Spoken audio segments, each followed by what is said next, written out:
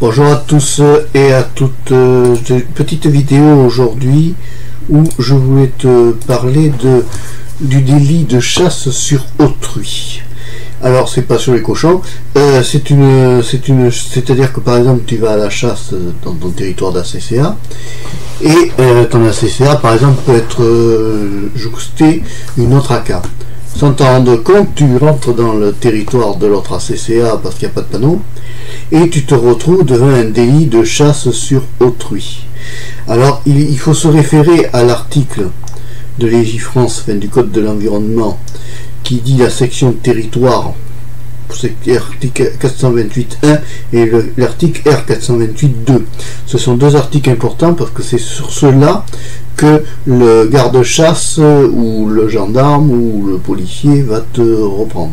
Donc ici l'article 428.1 nous dit que est puni d'amende pour les contraventions de 5e classe, le fait de chasser, alors pour si tu connais pas les classes des contraventions, j'ai déjà fait une vidéo, tu iras voir dans la playlist loi et réglementation.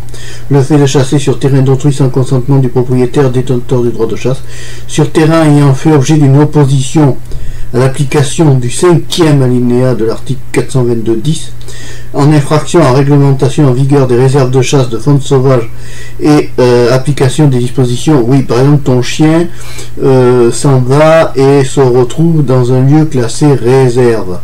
Tu peux être verbalisé par le garde par chasse en terrain d'autrui.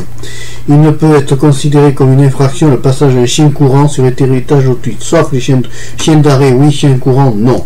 Lorsque ces chiens sont à la suite d'un gibier lancé sur la propriété de leur maître. Ça, c'est dans le cas exclusivement de chasse à court. S'il y a eu un cas de dommages, voilà. C'est dans le cas d'une chasse à court, la loi autorise le chien à continuer. Parce qu'on ne peut pas les arrêter, à lui dire non, t'avances plus. Bon, ensuite nous avons l'article R428.2 qui est intéressant.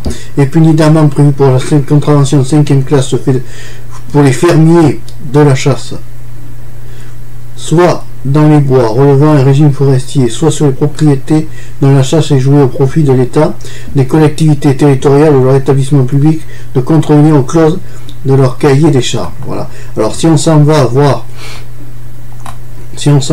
cet article 422, les infractions à réglementation réserve de chasse, je te le montrerai plus tard dans une autre vidéo.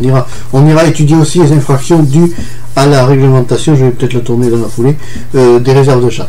Bon, donc concrètement, chaque fois que tu te balades, avant d'aller chasser sur ton territoire de chasse, regarde avec le président Dakar, étudie tout le territoire et fais bien attention aux limites de chasse. Maintenant, vous avez un outil qui est super pratique, qui est le GPS, qui est dans ton téléphone. Tu utilises Google Maps et tu surveilles. Tu regardes si tu es dans les limites de ton territoire de chasse ou pas. Voilà.